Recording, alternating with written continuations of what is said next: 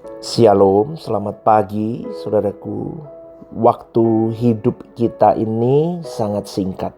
Ya, kita pasti semua sudah tahu itu. Meskipun sering lupa, saya ingatkan tiap pagi bahwa waktu hidup kita itu singkat, saudaraku.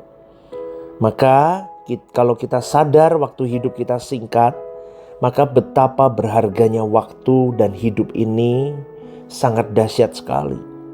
Kenapa? Karena yang menciptakan hidup itu adalah Allah yang dahsyat, Allah yang cerdas, Allah yang maha segalanya. Maka kita jangan membuat hidup kita ini menjadi hidup yang murahan. Pastor, kenapa ngomong hidup yang murahan itu maksudnya apa?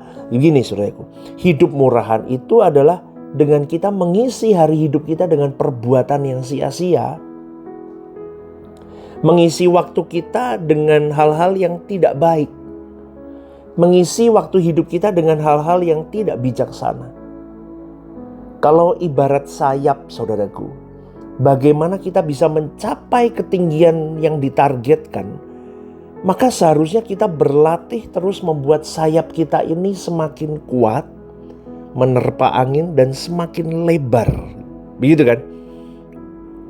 Jadi waktu kita sedang menghadapi hari hidup dengan segala problematika hidup, kita sedang melatih itu sayap kita. Maka di dalam kita melatih sayap kita itu caranya gimana menghadapi angin kencang itu? Kita punya waktu berdoa, kita punya waktu memuji Tuhan, kita punya waktu menyembah Tuhan. Kita terus mencapai kepada ketinggian yang seharusnya dari sebuah perjalanan hidup kita dari hari ke hari. Itu hasil taburan perjuangan kita bersama dengan Roh Kudus. Itu proses yang harus dijalani dalam hidup semua orang percaya. Tolong garis bawahi ini. Ya, jadi teman-teman pencinta renungan The Message, kalau Anda mendengar renungan ini selama ini, Anda introspeksi, selama ini aku hanya pulang pergi gereja, hanya pelayanan, tidak pernah bangun eksklusivitasmu dengan Tuhan. Lah, renungan ini mengingatkan. Karena kalau kau dan saya tidak membidik waktu hidup kita dengan benar, arahnya dengan benar, kita akan kehilangan sesuatu yang berharga, yaitu kehilangan Tuhan itu sendiri. Ngerti ya saudaraku? Jadi ketepatan seseorang bisa menemukan Tuhan itu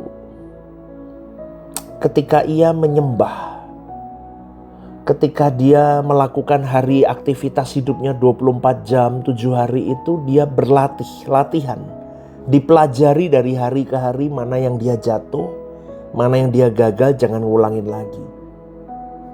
Kalau kita tidak sungguh-sungguh setiap hari terbang mencari hadirat Allah dengan segala kerinduan, kehausan kita akan Dia, maka kita tidak akan pernah bisa menembus awan tebal untuk mendapatkan hadirat Allah. Ngerti saudaraku? Awan tebal itu bisa masalah, bisa halangan, bisa cobaan, bisa temptation, bisa apapun. Dan itu memang jadi alat untuk kita berani gak menembus batas. Saudaraku, mengisi hari hidup dengan datang ke hadirat Allah, berdoa, memuji, menyembah, itu meningkatkan ketinggian kualitas penyembahan kita. Kalau di GSK itu ada lagu menyenangkanmu, menyenangkanmu. Nyanyi itu bukan cuma nyanyi, itu lagu indah sekali. Saya suka sekali lagu itu. Bukan cuma nyanyi aja, tetapi ketika kita mengucapkan lagu itu kita bisa sampai di puncak ketinggian Allah. Ngerti ya? Saya gambarkan itu. Anda pasti paham lah kalau Anda benar-benar masuk dalam hadirat Allah. Ketika Anda berbicara tentang apapun lah, berbicara tentang Tuhan, itu kita sedang berbicara tentang bagaimana Allah melukis hari hidup kita. Itu kelihatan saudaraku. Standar kelasnya udah kelihatan. Nanti kalau orang ngomong, orang khotbah, jadi WL, jadi apapun ngomong di mimbar gitu ya. Kedalaman orang itu, lukisan orang itu bersama dengan Tuhan itu kelihatan. Dan di mana orang itu terperangkap dan tidak bisa menembus batas, itu pun juga kelihatan di mana dia di menit-menit hari hidupnya bersama Tuhan apa enggak. Maka jangan sembarangan hidup. Amin, saudaraku. Jangan sembarangan ngomongin orang. Jangan sembarangan menikmati pujian orang. Jangan sembarangan lepasin emosimu. Jangan sembarangan lepasin marahmu. Jangan sembarangan gosipin orang, jahat-jahat sama orang. Jangan, saudaraku. Kenapa saya mengingatkan, ayo kita mulai mengerti kalau orang tidak berjalan dengan Tuhan tiap hari, kemudian kamu ambil bagian pelayanan, maka kau tidak akan pernah bisa menjaga keseimbangan itu di mimbar. Kau akan setengah mati. Rasanya gimana ya, kalau orang di mimbar terus ditinggalkan Tuhan, itu rasanya ngeri, saudaraku. Bukan cuma hanya di mimbar, tapi hari hidup kau ditinggalkan Tuhan. Ngeri, saudaraku. Kalau perkataan kita di setiap hari bukan perkataan Tuhan, maka ngeri, saudaraku. Ayo kita rangsang keberadaan kita di hadirat Allah dengan doa. Udah, daripada gosipin orang, masuk kamar doa, ngobrol sama Tuhan. Daripada kumpul-kumpul cuma jahatin orang, masuk kamar doa, ngobrol sama Tuhan, baca firman, dengerin YouTube khotbah. Itu lebih baik kok, saudaraku. Lebih baik, lebih mulia daripada kita tambah dosa. Pastor ngomong gitu kenapa sih? Karena banyak orang percaya belum sadar hidupnya dari menit ke menit itu harus jadi ukupan indah untuk Tuhan. Habitatmu dan habitatku bukan dunia lagi. Bukan kumpul sama anak dunia. Habitatmu dan habitatku itu adalah anak Allah. Maka kita mau tidak mau harus ketemu hadirat Allah. Kalau ngobrol pekerjaan Tuhan. Kalau ngobrol bagaimana jangkau jiwa. Kalau ngobrol bagaimana proyek Tuhan yang mau digarap. Amin gak, saudaraku? Ya, jadi kita mau mencapai ketinggian di hadirat Allah. Ini bukan hanya untuk pendeta loh. Tapi untuk semua kita orang percaya. Kita mau benar-benar hidup ada di hadirat Tuhan tiap saat. Itulah proses pertumbuhan kedewasaan rohani yang berlangsung normal. Dan apa yang kita tabur akan kita tuai di kekekalan. Sulit untuk menjelaskan, tetapi kita akan bisa mengerti dan mengalami bagaimana menghayati hidup di hadirat Allah kalau kita punya eksklusivitas sama Tuhan. Nanti kita akan takut melakukan hal-hal yang tidak patut di hadapan Allah. Kita tidak akan membuka mata kita untuk menyaksikan hal-hal yang kita akan malu kalau Tuhan hadir di situ. Nah, ini harusnya dimiliki semua orang percaya. Tapi Tuhan beri kita kehendak bebas kok, jangan lupa itu. Ya, kalau kamu tetap mau lakuin yang tidak Tuhan nikmati, ya terserah. Tapi sekali lagi saya di sini mengingatkan sebagai hamba Tuhan. Stop, saudaraku. Berubahlah. Berubahlah budimu, pikiranmu, hatimu. Ya, sebab Tuhan memberi kita kedaulatan, kebebasan mengatur, mengisi hari hidup kita sendiri. Dulu kita sembarangan tidak merasa bersalah hidup kita. Tuhan tidak memaksa kita berbuat sesuatu, juga Tuhan diam. Tapi sekarang kita harus mengerti dan bertanya, apa yang Tuhan mau aku lakukan, aku mau lakukan lagi. Maka saudaraku, kedewasaan rohani harus dicapai lewat proses. Supaya ucapan kita benar, kelakuan pikiran kita benar. Kalau ibarat mencari mutiara, kita itu harus punya daya tahan untuk kita tidak bernapas masuk ke dalam lautan. Belajar tidak bernapas. Napas dosa kita harus diganti dengan napas Tuhan. Masuk ke dalam lautan hati Tuhan saja.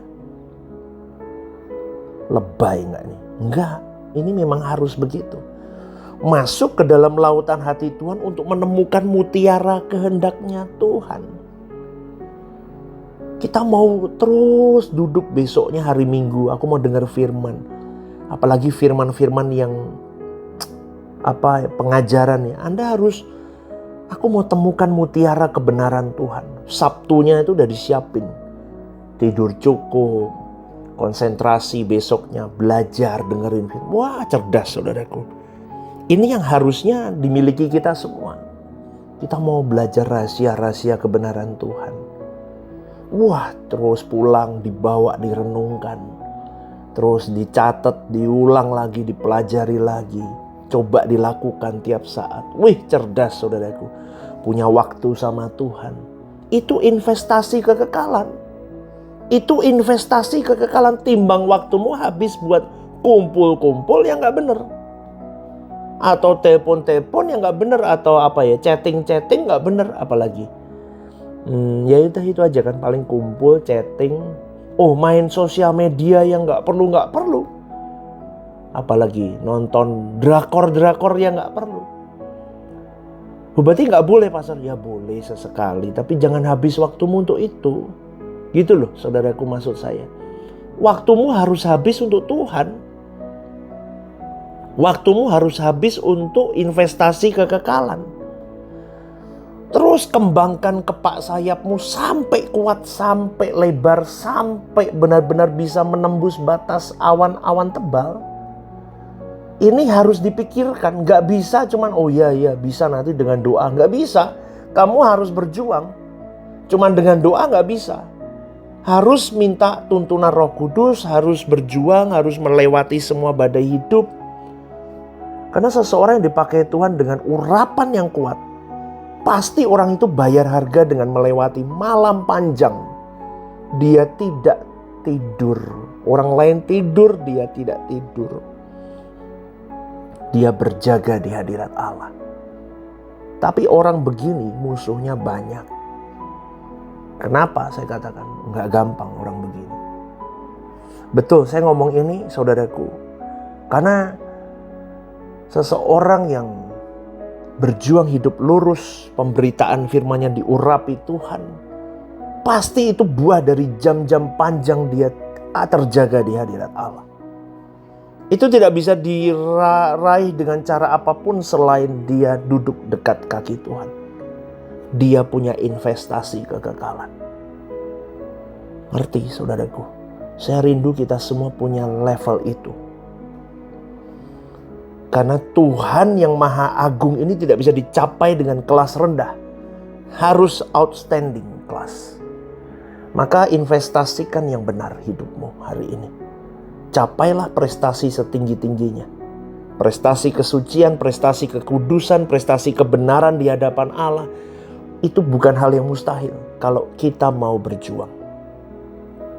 Karena Allah sendiri yang menyuruh kita, kuduslah kamu sebab aku kudus. Sekali lagi saudaraku, investasikan kekekalan mulai hari ini. Dan itu semua tidak akan membuat kita rugi. Karena itu adalah keberuntungan yang paling membuat kita berharga di mata Allah. Renungkan renungan ini. Cepatlah menghadap hadirat Allah dan temukan wajahnya. GSKI Rehoboth Semarang, One Vision, One Heart for Harvesting. Tuhan memberkati. Shalom saudaraku yang terkasih di dalam Tuhan. Ada program baru yang bernama Are You Okay? Ini adalah program yang memang diadakan bagi saudara-saudari yang rindu atau ingin didoakan. Mungkin saudara-saudari sedang mengalami pergumulan-pergumulan hidup yang sulit, yang berat, menghadapi masalah-masalah yang tidak mudah.